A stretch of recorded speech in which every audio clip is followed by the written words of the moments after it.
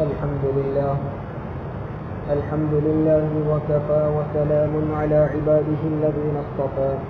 أما بعد فأعوذ بالله من الشيطان الرجيم. بسم الله الرحمن الرحيم. يا أيها الذين آمنوا لا تقدموا بين يدي الله ورسوله واتقوا الله إن الله سميع عليم. يا أيها الذين آمنوا لا ترفعوا أصواتكم فوق صوت النبي ولا تجهروا له بالقول كجهر بعضكم لبعض أن تحبط أعمالكم وأنتم لا تشعرون. إن الذين يغضون أصواتهم عند رسول الله أولئك الذين امتحن الله قلوبهم للتقوى لهم مغفرة وأجر عظيم. صدق اللہ العظیم. گزشتہ کل سے سورہ حجرات کی تفسیر شروع کی تھی. کل ایک بات ہم نے قرآن کریم کے حوالے سے یہ سمجھی اور پڑھی کہ نبی اکرم صلی اللہ علیہ وسلم اور اللہ تبارک و تعالی سے تقدم نہ کرو، آگے نہ بڑھو، یعنی ان کے احکام کی حد تک رہ کر زندگی گزارو، اور اگر ان کی مجلس میں موجود ہو تو ان سے پہلے کلام نہ کرو، ان سے پہلے رائے دینا شروع نہ کرو، کیونکہ اللہ تبارک و تعالی اور حضور اکرم صلی اللہ علیہ وسلم کی شان تمام مخلوقات سے بڑھ کر ہے. اللہ کا تقوی اور اللہ کا خوف اختیار کرو، بے شک اللہ تعالیٰ سننے والا اور جاننے والا ہے. آج کی مجلس میں ایک اور ادب سکھایا ہے، اگلی آیت میں ایک اور ادب امتیوں کو سکھایا، اور اس ادب کو سکھانے کے لیے بھی مومنین کو خطاب کرتے ہوئے اللہ تبارک و تعالی نے فرمایا یا ایھا الذین آمنوا، اے ایمان والو. جیسا کہ گزشتہ کل بتایا گیا تھا، جب کبھی اس طرح کا خطاب آئے یا ایھا الذین آمنوا تو فوراً ہم دل کے کانوں سے متوجہ ہو جائے، یہ خیال کرتے ہوئے کہ میں بھی ایمان والا ہوں، میں بھی مومن ہوں، اور اللہ رب العزت جو مالک الملک دونوں جہاں کا بادشاہ ہے وہ براہ راست مجھے بلا رہا ہے، مجھے حکم دے رہا ہے. یا ایھا الذین آمنوا، اے ایمان والو، لا ترفعوا اصواتکم فوق صوت النبی، تم اپنی آوازوں کو نبی کی آواز سے بلند نہ کرو. جیسا کہ کل شان نزول میں بتایا تھا، قبیلہ بنو تمیم کے لوگ حضور اکرم صلی اللہ علیہ وسلم کی خدمت میں حاضر ہوئے کہ ہم میں سے کسی ایک کو سردار مقرر کر لیا جائے، اور انہوں نے جب یہ مشورہ طلب کیا تو حضرت ابو بکر اور عمر رضی اللہ تعالیٰ عنہ نے پہلے سے رائے دے دی. تو ان کے جواب میں ایک آیت نازل ہوئی لا تقدموا بین یدی اللہ ورسولہ، کہ تم اللہ اور اس کے رسول سے آگے نہ بڑھو. اور ان کے اس رائے دینے میں اور اپنی رائے کو ترجیح دینے میں ان کی آوازیں بلند ہونے لگی. تو یہ آیت بھی اسی پس منظر میں نازل ہوئی کہ لا ترفعوا اصواتکم فوق صوت النبی، تم اپنی آوازوں کو نبی کی آواز سے بلند نہ کرو. یعنی جب حضور اکرم صلی اللہ علیہ وسلم کی مجلس میں موجود ہو تو آپ وہاں بلند آواز سے زور زور سے باتیں نہ کریں. آپس میں بھی جب باتیں کریں، حضور سے خطاب نہ ہو، ہم آپس میں جب باتیں کرنے لگے تب بھی بلند آواز سے نہ بولے. دوسری بات بتائی وَلَا تَجْهَرُوا لَهُ بِالْقَوْلِ كَجَهْرِ بَعْضِكُمْ لِبَعْضٍ، اور تم آپ صلی اللہ علیہ وسلم کے سامنے اس طرح کھل کر باتیں نہ کرو جس طرح تم آپس میں ایک دوسروں سے باتیں کرتے ہو.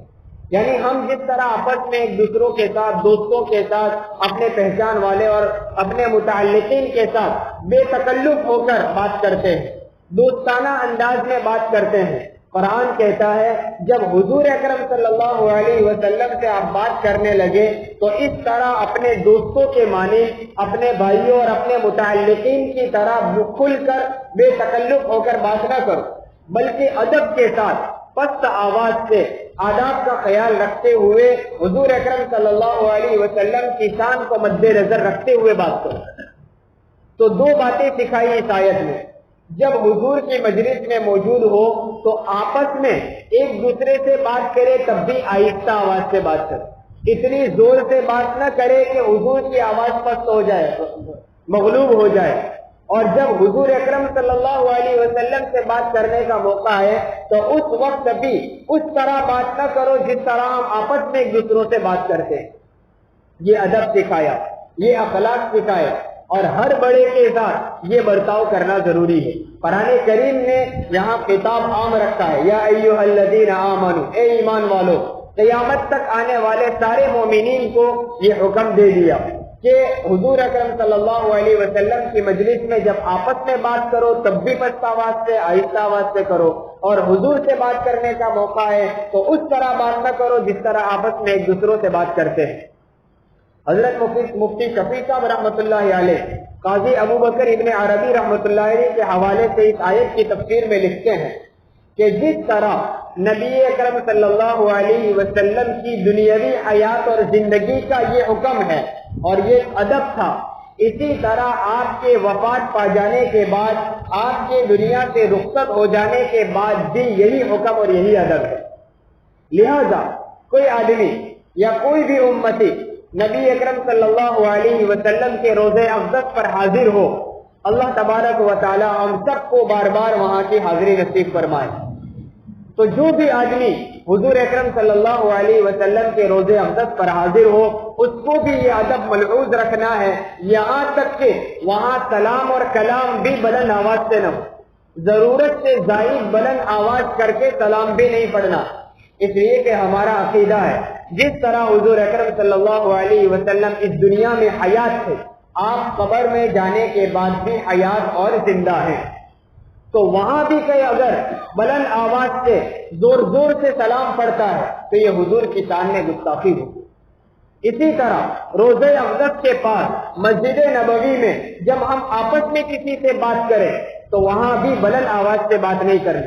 پہلا درجہ تو یہ ہے کہ وہاں بلا ضرورت کوئی بات ہی نہ کرے، ویسے وہ مسجد ہے اور ہر مسجد کا ادب یہ ہے کہ وہاں بلا ضرورت اور دنیاوی باتیں نہ کی جائے۔ مسجد نبوی کا رتبہ اور اس کا مرتبہ اور مسجدوں سے بڑا ہوا، اور نیز وہاں روزے اقدس میں پیارے آقا محمد الرسول اللہ صلی اللہ علیہ وسلم تشریف فرما، اس لیے پہلا درجہ تو یہ ہے کہ وہاں بلا ضرورت کوئی بات ہی نہ کرے، اور اگر کسی بات کی ضرورت پڑے تو وہاں بلند آواز سے بات نہ کرے، وہ شان رسول کے خلاف ہے۔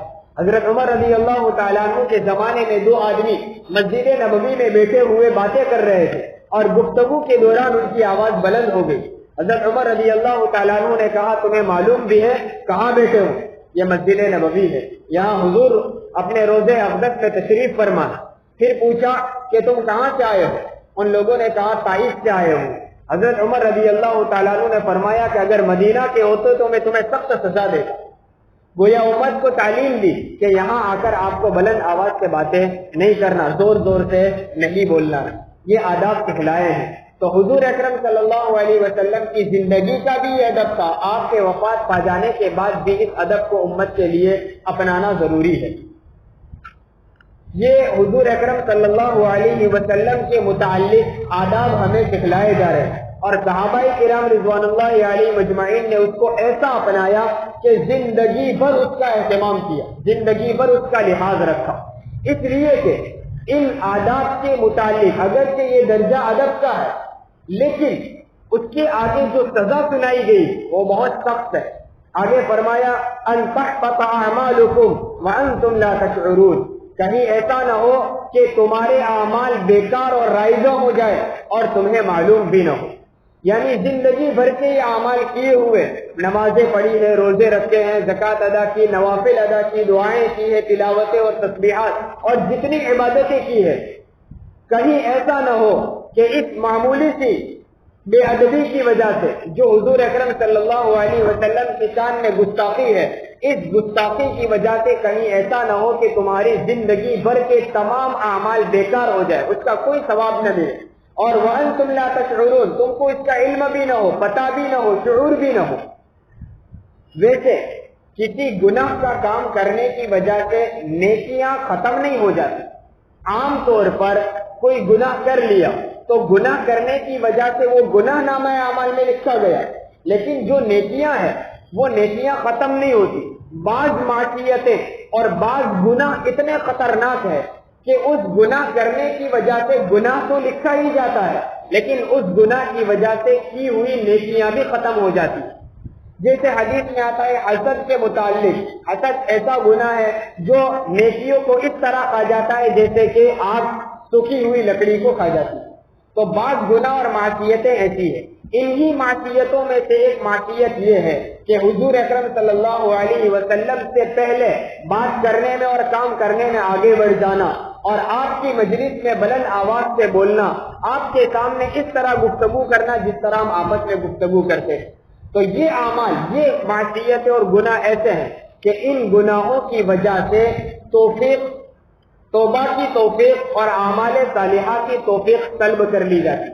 بعض گناہ اتنے خطرناک ہوتے ہیں کہ اس گناہ کی وجہ سے گناہ تو لکھا گیا، لیکن آہستہ آہستہ انسان نیک اعمال سے دور ہوتا جاتا ہے، اس کی وہ توفیق طلب کر لی جاتی، چھین لی جاتی۔ اب اس کو گناہ پر توبہ کی بھی توفیق نہیں ہوتی اور نئے نیک کام کرنے کی بھی توفیق نہیں ہوتی، اور پھر وہ گناہ میں بڑھتے بڑھتے اتنا بڑھ جاتا ہے کہ اس کے ایمان تک ختم ہو جانے کا خطرہ رہتا ہے۔ یہ گناہ بھی اتنا خطرناک ہے، اس لیے کہا ان تحبط اعمالکم، اس گناہ کی وجہ سے کہیں ایسا نہ ہو کہ تمہاری توفیق طلب کر لی جائے اور تم گناہ میں بڑھتے بڑھتے یہاں تک پہنچ جاؤ کہ کفر میں داخل ہو جاؤ اور تمہارے سارے اعمال رائگاں اور بیکار ہو جائے، اور وانتم لا تشعرون، تمہیں پتہ بھی نہ ہو، تم سمجھتے ہو مسلمان ہیں اور ہم نیک کام کر رہے ہیں، لیکن ایسے بعض گناہوں کی وجہ سے ساری نیکیاں ختم ہو جاتی ہیں۔ حضرات صحابہ کرام رضوان اللہ علیہ مجمعین نے جب ان آیتوں کو سنا تو اس کو ایسا اپنی زندگی میں اتارا کہ اس کا نمونہ اور مثال ملنا مشکل ہے۔ جیسے ہم نے پہلی آیت میں پڑھا لا تقدموا بین یدی اللہ ورسولہ، اللہ اور اس کے رسول سے آگے نہ بڑھو۔ اس کے بعد صحابہ کرام رضوان اللہ علیہ مجمعین کا اس قدر اہتمام اور احتیاط ہوا کرتا تھا کہ جب حضور اکرم صلی اللہ علیہ وسلم صحابہ سے کوئی بات پوچھتے اور صحابہ کو اس کا جواب معلوم بھی ہوتا، پھر بھی وہ جواب میں کہتے اللہ و رسولہ عالم، اللہ اور اس کا رسول زیادہ جانتا ہے۔ جیسا کہ فتح مکہ کے موقع پر نبی اکرم صلی اللہ علیہ وسلم مکہ المکرمہ میں حجۃ الوداع کے موقع پر مکہ المکرمہ تشریف لائے اور آپ نے حج کیا۔ 9ویں ذی الحجہ کے دن، عید سے اگلے دن جو یوم عرفہ ہے، آپ عرفہ کے میدان میں موجود تھے۔ حجاج کو وہاں جانا ضروری ہے حج کو پورا کرنے کے لیے، حج کے ارکان میں سے ایک رکن ہے عرفہ کے میدان میں 9ویں ذی الحجہ کو جانا۔ حضور اکرم صلی اللہ علیہ وسلم بھی عرفہ میں موجود تھے اور سب کو معلوم تھا آج عرفے کا دن ہے، اور حضور صلی اللہ علیہ وسلم نے صحابہ سے سوال کیا تم جانتے ہو آج کون سا دن ہے؟ اب ہم ہوتے تو کیا کہتے؟ سب کو معلوم ہے عرفے کا دن ہے، 9ویں ذی الحجہ ہے، اس میں کون سی بات؟ لیکن صحابہ کرام رضوان اللہ علیہ مجمعین کو اس آیت کا اتنا خیال تھا کہ اللہ اور اس کے رسول سے آگے نہ بڑھو، جواب میں کہا اللہ و رسولہ عالم۔ یوں نہیں کہا کہ آج عرفہ کا دن، آج 9ویں ذی الحجہ ہے، بلکہ جواب میں کہا اللہ اور اس کا رسول زیادہ جانتا ہے۔ یہ صحابہ کرام رضوان اللہ علیہ مجمعین تھے جن کے جوابات سے بھی ہمیں بہت کچھ سیکھنے کو ملتا ہے۔ اگر یوں کہہ دیتے کہ ہاں ہمیں معلوم ہے کون سا دن ہے، تو شاید آگے چل کر حضور صلی اللہ علیہ وسلم کی طرف سے وہ فضائل نہ ملتے۔ صحابہ نے جب یوں کہا اللہ اور اس کا رسول زیادہ جانتا ہے، تو بعد میں پھر حضور صلی اللہ علیہ وسلم نے عرفہ کے دن کے فضائل سنائے۔ تو یہ جواب کی برکت تھی کہ ان کے جواب کی برکت سے ہمیں حضور کی طرف سے وہ فضائل بھی معلوم ہو گئے۔ اسی طرح دوسری آیت میں جو سبق سکھایا کہ آپ صلی اللہ علیہ وسلم کے سامنے اپنی آواز کو بلند نہ کرو، اس آیت کو سننے کے بعد بھی صحابہ کرام رضوان اللہ علیہ مجمعین میں اتنا اہتمام ہونے لگا۔ حضرت ابو بکر رضی اللہ تعالیٰ عنہ نے حضور صلی اللہ علیہ وسلم کو فرمایا کہ اللہ کے رسول میں قسم کھا کر کہتا ہوں کہ آج کے بعد میں جب بھی آپ سے گفتگو کروں گا اس طرح کروں گا کہ گویا کوئی سرگوشی کر رہا ہو، پرسنلی بات کر رہا ہو۔ مجمع میں جب موجود ہو اور کسی کو کوئی پرسنل بات کہنی ہو تو ہم آہستہ سے اس کی طرف جھک کر کہتے ہیں۔ حضرت ابو بکر رضی اللہ تعالیٰ عنہ نے کہا اللہ کے رسول میں آپ سے اب اسی طرح بات کروں گا تاکہ میری آواز آپ کی آواز سے بلند نہ ہو جائے۔ حضرت عمر رضی اللہ تعالیٰ عنہ کی آواز حضور کے سامنے اتنی پست ہو جاتی کہ بہت سی مرتبہ دوسری مرتبہ پوچھنا پڑتا کہ عمر کیا کہہ رہے ہیں۔ صحابہ میں ایک صحابی حضرت ثابت بن قیس رضی اللہ تعالیٰ عنہ تھے، ان کی آواز طبیعی طور پر بلند تھی، یعنی بعض لوگوں کی آواز ہی ہوتی ہے، آہستہ بھی بولے تو دوسروں کی آواز سے ان کی آواز بلند ہوتی. حضرت ثابت بن قیس رضی اللہ تعالیٰ عنہ کی آواز بھی یہ قدرتی طور پر طبعی طور پر بلند تھی. جب انہوں نے یہ آیت سنی لا ترفعوا اصواتکم فوق صوت النبی تو گھبرا گئے اور اتنے ڈر گئے، رونے لگے. راستے میں وہ چل رہے تھے، جب وہ آیت سنی تو وہیں ٹھہر گئے اور اتنا روئے کہ ان کی ہچکیاں بن گئی. ایک صحابی حضرت عاصم رضی اللہ تعالیٰ عنہ وہاں سے گزرے، پوچھا ثابت کیا بات ہے، کیوں رو رہے ہو؟ کہا میں تو برباد ہو گیا، میری آواز طبعی طور پر بلند ہے، میں حضور کی مجلس میں ہوتا ہوں، وہ کبھی بولتا ہوں، میری آواز حضور کی آواز سے بلند ہو جاتی اور اس کی سزا سنائی گئی ان تحبط اعمالکم، میرے سارے اعمال بیکار ہو گئے، رائگاں گئے، کچھ کام نہیں آئیں گے. خیر حضرت عاصم رضی اللہ تعالیٰ عنہ تو وہاں سے چلے گئے. حضرت ثابت بن قیس رضی اللہ تعالیٰ عنہ جو رو رہے تھے اپنے گھر تشریف لائے. کئی دنوں تک حضور صلی اللہ علیہ وسلم کی مجلس میں نظر نہیں آئے اور ایک روایت میں ہے کہ حضور صلی اللہ علیہ وسلم نے پوچھا کہ کیا بات ہے ثابت نظر نہیں آتے ہیں؟ تو ایک صحابی نے کہا کہ حضور میں تحقیق کروں گا کیا حال ہے ان کا. خیر وہ تلاش کرتے ہوئے حضور اپنے حضرت ثابت رضی اللہ تعالیٰ عنہ کے گھر تشریف لائے، دیکھا بیٹھے ہوئے چہرہ جھکا ہوا ہے اور رو رہے ہیں. پوچھا کیا بات ہے؟ کہا کہ میری آواز حضور صلی اللہ علیہ وسلم کی آواز سے بلند ہو جاتی ہے، میرے تو سارے اعمال بیکار ہو گئے، جتنی نیکیاں کی سب ختم ہو گئی. یہ خوف کی باتیں ہیں، ہمارے دلوں پر وہ اثر نہیں کرتی، لیکن صحابہ کرام رضوان اللہ علیہ مجمعین کے دلوں میں اتنا خوف تھا اور حضور کا اتنا عشق اور محبت تھی جس کی وجہ سے ان پر یہ کیفیتیں طاری ہو جاتی.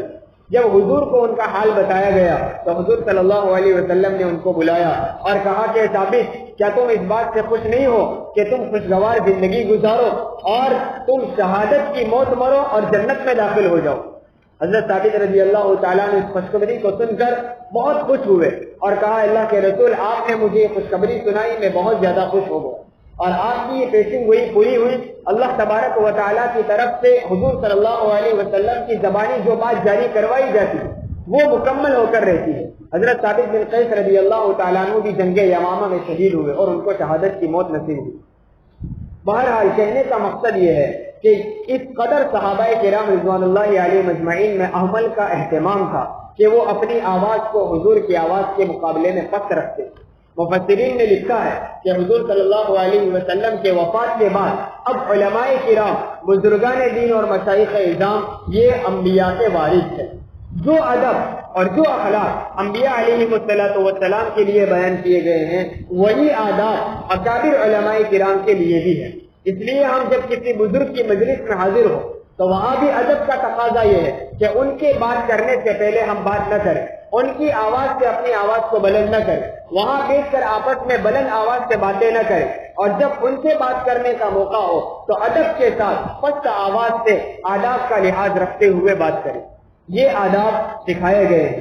اچھا جو آدمی پست آواز رکھتا ہے، آداب کا خیال رکھتے ہوئے اخلاق سے پیش آتا ہے، اس کے لیے کیا فضیلت ہے؟ تو آگے بیان کیا ان الذین یغضون اصواتهم عند رسول اللہ، بے شک وہ لوگ جو اپنی آوازوں کو اللہ کے رسول کے پاس آ کر پست کر دیتے ہیں، اولئک الذین امتحن اللہ قلوبهم للتقوی، یہی وہ لوگ ہیں جن کے دلوں کو اللہ تبارک و تعالیٰ نے تقوی کے لیے خالص کر دیا. یعنی جو لوگ اپنی آوازوں کو پست رکھتے ہیں اللہ تبارک و تعالیٰ ان کے دلوں میں تقوی ڈال دیتا ہے. یہ صحابہ کرام رضوان اللہ علیہ مجمعین تقوی کے اعلیٰ معیار پر تھے جو حضور کا آداب کا لحاظ رکھا کرتے. اور روایتوں میں آتا ہے کہ تقوی کس چیز کو کہتے ہیں کہ جو آدمی ان چیزوں کو تو بچتا ہی ہو جو گناہ اور معصیتیں، ان کے علاوہ ان جائز کاموں سے بھی بچے، اس بات کا خیال رکھتے ہوئے کہ کہیں یہ کام مجھے گناہ تک نہ لے جائے. بعض کام وہ ہوتے ہیں جو فی نفسی جائز ہوتے کر سکتے ہیں لیکن اس میں آدمی کے لگنے کی وجہ سے پھر آگے بڑھ کر وہ گناہوں میں مبتلا ہونے کا اندیشہ رہتا ہے. متقی وہ لوگ ہوتے ہیں جو ناجائز کاموں سے تو بچتے ہی بچتے ہیں، ان جائز کاموں سے بھی بچتے ہیں اور اعتراض کرتے ہیں جن کی وجہ سے گناہوں میں مبتلا ہونے کا اندیشہ. جیسے کہ حضور صلی اللہ علیہ وسلم کے سامنے بلند آواز سے بات کرنا ایک گناہ ہے، لیکن کبھی کبھی جب انبساط اور خوشی کا ماحول ہو تو کبھی اس موقع پر آواز کا بلند کر دینا گناہ نہیں ہوتا.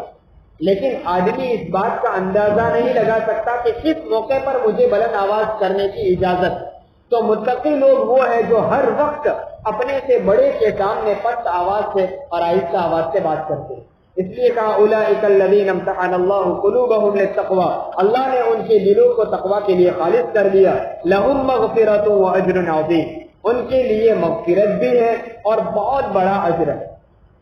اجر اللہ کی طرف سے مل جائے وہی بہت بڑی بات ہے، لیکن مالک الملک دونوں جہاں کا بادشاہ خود یہ کہے جو اجر ملنے والا ہے وہ بھی عظیم ہے، سب سے بڑا ہے، تو اس اجر کا اندازہ ہمارے جانوں سے نہیں لگایا جا سکتا. اللہ تبارک و تعالی ان آداب کا لحاظ رکھنے کی ہم سب کو توفیق عطا فرمائے اور ان باتوں پر عمل کرنے کی توفیق عطا فرمائے. آمین. وآخر دعوانا